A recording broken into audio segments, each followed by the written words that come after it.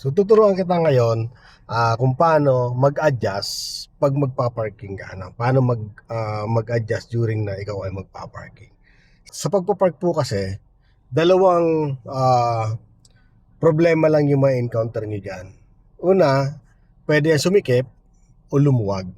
So dapat doon sa dalawang problema na doon, alam mo dapat yung solusyon. Pag lumuwag, paano yung solusyon? Pag sumikip, paano yung solusyon, no? So pero tuturo ko sa iyo kung paano yung step by step para advantage yun para hindi ka mahirapan. Pag nag-aaral ka kasi maganda yung mayroon kang pattern na step by step, no?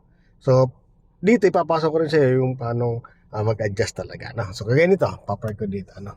So una dyan, ang step 1, pwede mong itapat talaga yung itong side mirror mo o balikat mo dito sa pangalawang side na to. Ito to. No, alam mo dito ka pa park, dapat dito kasi galing nga dito sa bandang kanan, no. So pwede mong itapat yung side mirror mo dito. Pwede yan, actually, walang problema yan. O kaya ang uso pa lang ng sakyan, o kaya balikat, o ano. So depende kasi yan dito sa area kung gaano kalapad, no. Okay? Pag mga ganito kalaking space, pwedeng side mirror yan or tapat balikat. So may mga palatandaan dyan, no? Maraming palatandaan yan na pwede mong gawin. Ulit dyan, halimbawa ganito. Tuturuan kita ng perfect. Ito, itatapat ko tong side mirror dito sa pinaka side niya. Ayan, ayan. Okay? Pag tumapat na yan, yung step number 1. Step number 2, ipupull turn mo to. Pag ganon. Pakanan. Pupunta ka doon. Okay?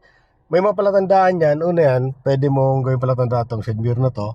Makita mo lang itong side nitong sasakyan na to. Okay? Then isa pa, yung katabi na yon, yung katabi na to, no, yung headlight niyan, pwede mo makita yan dito, yung center lang, pwede. Yan ang mga palatandaan, pwede yan. Okay, na ganun, no? Yan, sa center natin, ayan, no. Yan, yung pinaka headlight, naka-center sa gitna. Then, dito rin, kita ko na yung headlight nito. Itong tinapatan ko ng balikat. Yan, oh. Yan, yan. Oh. Pag nakita mo na yan at dito nag-center na rin, yan yung time na pwede mo nang kabigin papunta dito sa kaliwa yung gulong mo kasi papupuntay mo sa kaliwa yung sasakyan mo. Ito yung step number 3. Dito sa step number 3, dito na yung problema.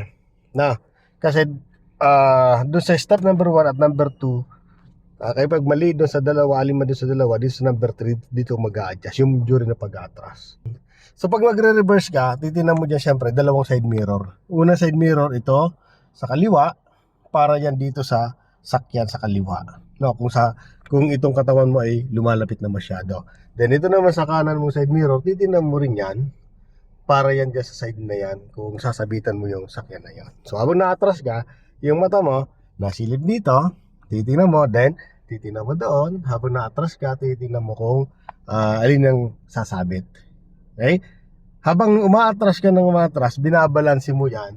Kasi alin man dyan sa dalawa dyan, either sumikip or lumuwag. Or masikip dito, maluwag dito. Or masikip dito, maluwag. So dito babalansehin mo yan.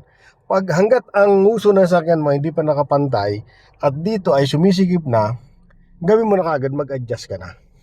Adjust mo na kagad. Huwag mo nang hintayin na pumasok na alam mo nang sumisikip na. Kagaya nito, ito, malapit nang pumantay dito sa side na to, pero doon, malapad pa.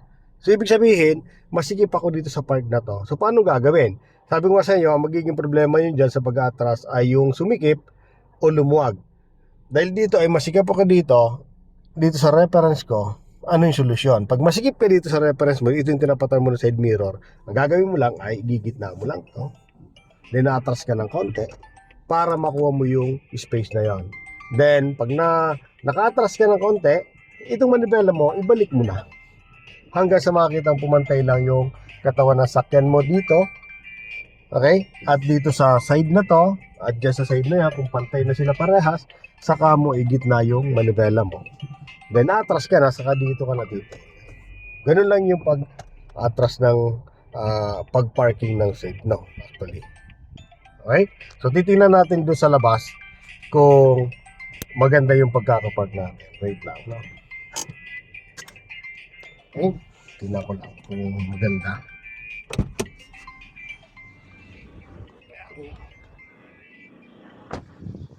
Oh, ayan guys yung parking natin. No, sa pagitan ng dalawa. Okay? Pressure, no? Ayan. No? Okay. So, ayun guys, ano, so yung pagpo-park na gano'n. So, sana may natutunan kayo kahit pa paano doon sa lesson na yon, no? So, madali lang ang pagpo-park. Basta alam mo lang yung dalawang problema talaga. Yung pagsumikip, lumuwag. At dapat alam mo yung solusyon.